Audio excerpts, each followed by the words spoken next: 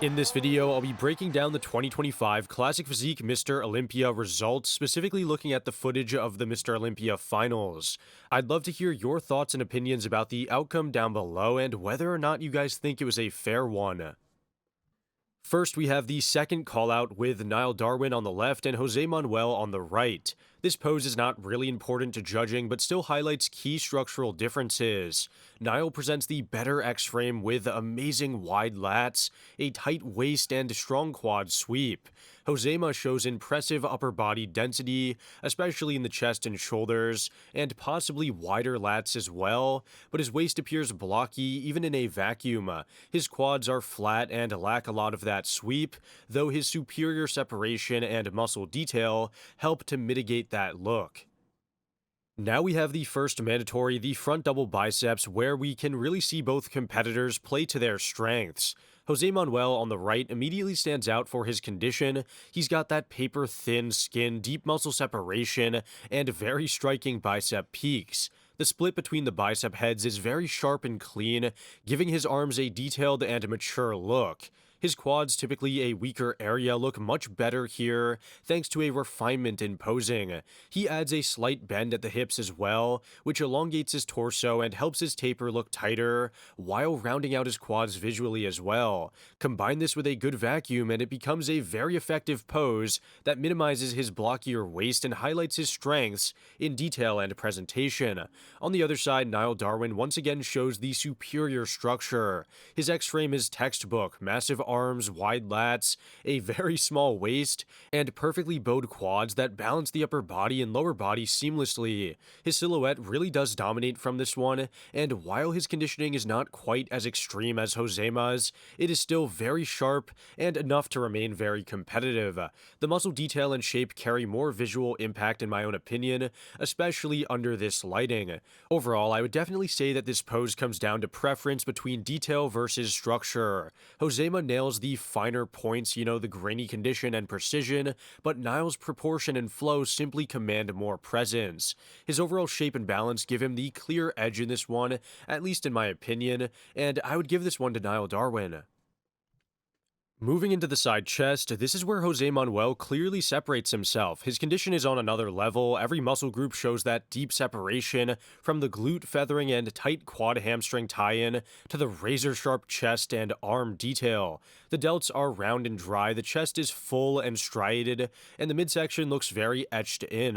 You can tell he's peaked perfectly as well. The muscle looks dense and almost pressurized under the skin, and his pose execution is amazing, tight, controlled, and very flowing, which amplifies both the structure and condition. Niall, on the other hand, looks pretty good structurally. His proportions are balanced, and he presents clean lines in the arm, chest, and delts. The overall flow is good, but the lack of sharpness stands out next to Jose when it comes to that extreme next-level detail. His side leg, while full and shapely, does not really show the same grain or tie-in definition. Even accounting for a slightly off-camera angle, the difference in dryness and separation is too significant to overlook.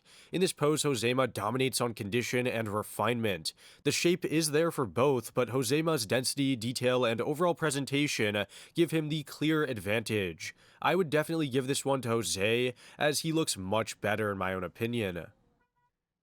Now turning around for the rear double biceps, this is Jose Manuel's bread and butter. His posterior chain is elite. The hamstrings and glutes are among the best in the entire division, showing deep separation, hard striation, and dense muscle thickness. His back is incredible with wide density and visible detail everywhere. The traps, rear delts, and lats all tie together perfectly. The grainy condition across his upper body and the dry, shredded look in the lower half make this pose a signature one. Niall Darwin holds his own pretty much, I would say, structurally, bringing a balanced and aesthetic frame with strong arms, good flow, and impressive width. His rear double is still one of the better ones in the division, but standing next to Josema, the difference in texture and density is clear. Niall's back lacks the same separation and rugged detail, and while his glutes and hamstrings are shredded, they don't have that dense, carved-out look that Josema might have. Overall, Niall does have the shape, but Josema has the development, the density, and the condition, and pretty good shape as well. From the back, it's not really close. Josema dominates this one decisively. Also, if you guys are enjoying the video so far, a like and sub would really be awesome, as it helps out the channel tremendously. Now we have the ab and thigh. Starting with the vacuum variation, Jose Manuel shows great detail in the quads and a solid vacuum, but Niall simply looks more complete structurally. His X-frame is extreme, wide shoulders, flaring lats, and a tiny, tiny waist that looks almost unreal. The flow from top to bottom is ideal for this one. His quads are full, round, and separated, perfectly framing that narrow waist, and even from a slightly favorable angle for Josema, the overall silhouette heavily favors Niall. Switching down to the crunched variation now, the dynamic does shift a little bit. Josema's conditioning becomes much more apparent. His abs show deep grooves, the serratus and obliques are fully etched and dialed in, and his quads feature visible feathering. This version highlights his precision and sharpness, the kind of detail that really stands out when the competition is so close. Still, I would say that Niall retains an undeniable edge in shape. His midsection is not as deeply carved, and his quads can look a bit soft, I would say, here, but his proportions and flow remain unmatched. Josema might win on refinement, but Niall's superior taper and overall visual impact make him slightly more commanding in my opinion. I would give the narrowest edge to Niall Darwin in the ab and thigh, although I could see an argument for Josema winning.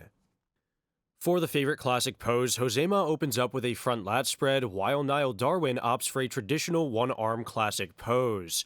This comparison highlights how different their strengths are.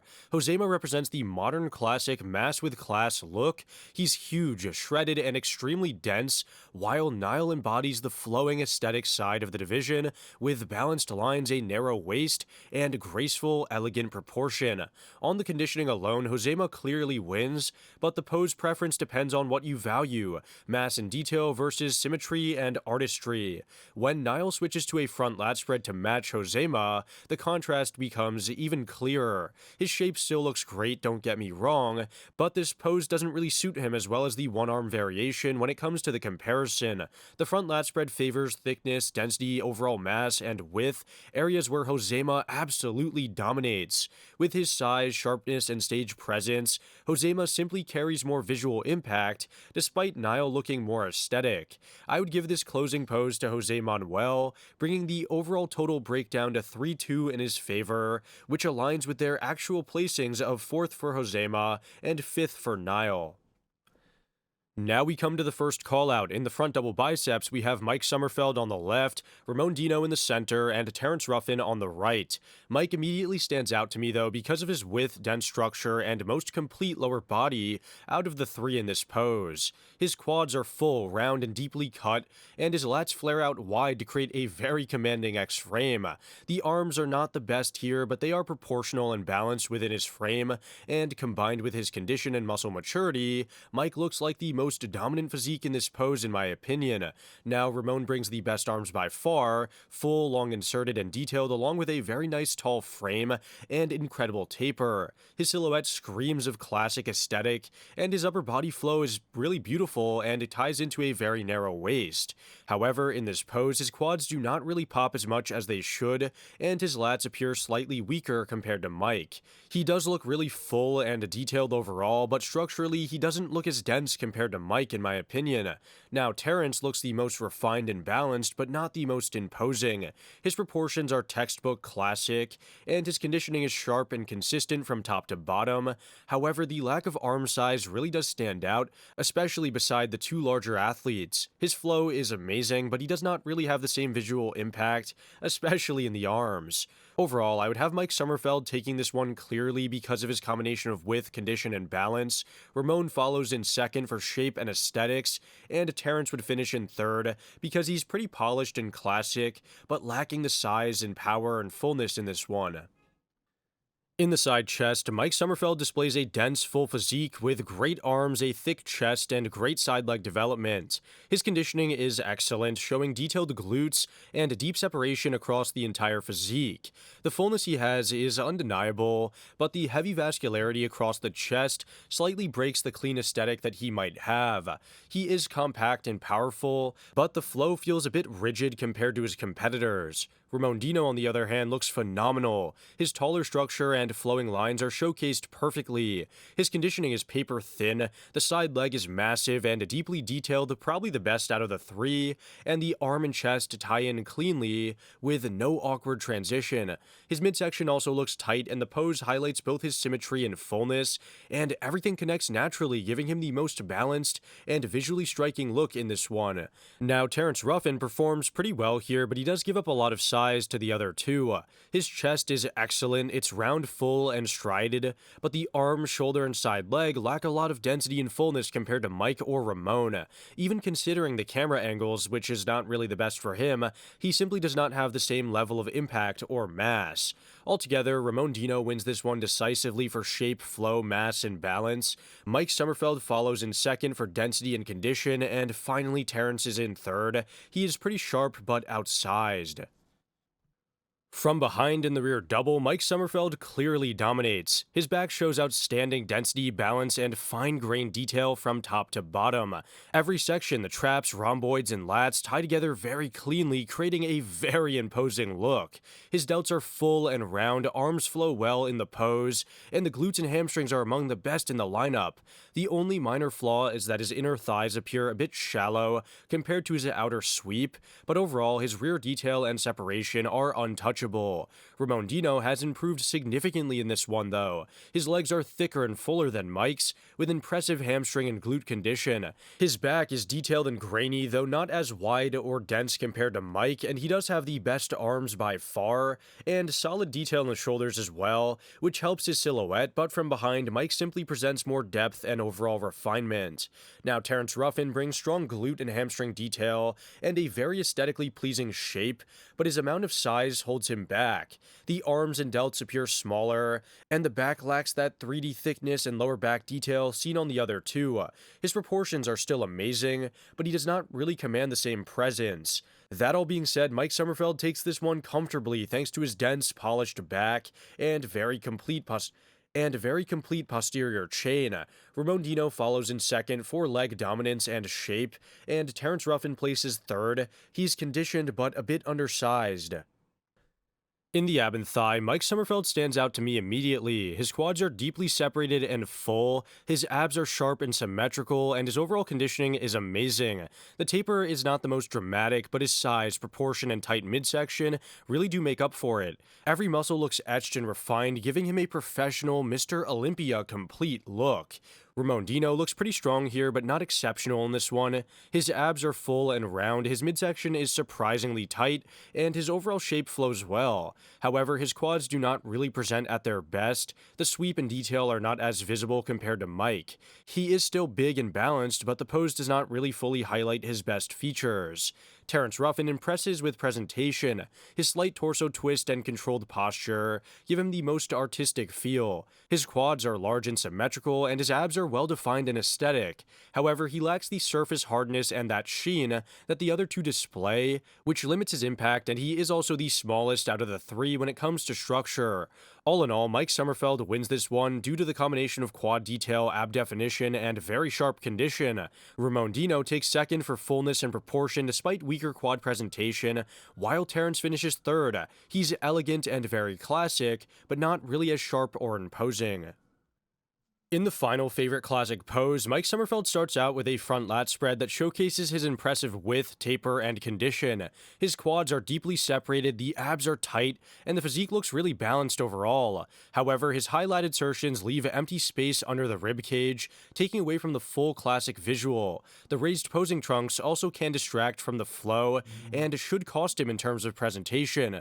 Ramon Dino delivers one of his best moments here. His quads finally pop with a lot of clear separation and sweep, and the full structure, the arms, chest, and midsection, tie together perfectly. His taller frame and fullness give him a very commanding, almost a statuesque presence that really does define this one. Now, Terrence Ruffin hits a Zayn-inspired shot that looks artistic and very good. His balance, proportion, and pose execution are perfect, but compared to the other two, he lacks a lot of fullness and visual impact. Now, when Mike transitions into the same pose that Terrence was just in, his physique really does come alive. Everything from his arms to the midsection flows cleanly, and this version suits him much better than that front lat spread. Ramon and Terrence switch into the front side triceps variation, and both look pretty good, but neither really stand out as exceptional in this one. Judging both sets of favorite classic poses, I would say that Ramon Dino wins the first sequence for presence and balance, while Mike Sommerfeld takes the second one for structure and control. Terrence Ruffin remains pretty consistent, but slightly behind in impact. In total, I would say that Ramon edges out this round ever so slightly, maintaining a slight overall lead on the pose impression. Anyways, guys, that about does it for this video. From a technical standpoint, Mike Sommerfeld had the most complete physique and deserved the title based on condition, symmetry, and pose dominance. That being said, Ramon's win was more on the aesthetic and structure-driven basis, fitting the direction of the division, but not necessarily the strict criteria. Terrence, Josema, and Niall all landed exactly where their physiques warranted, and I think the win could have gone to either Ramon or Mike, but let me know down below in the comments what you thought. That being said, I'll see you on the next one. Thanks for watching.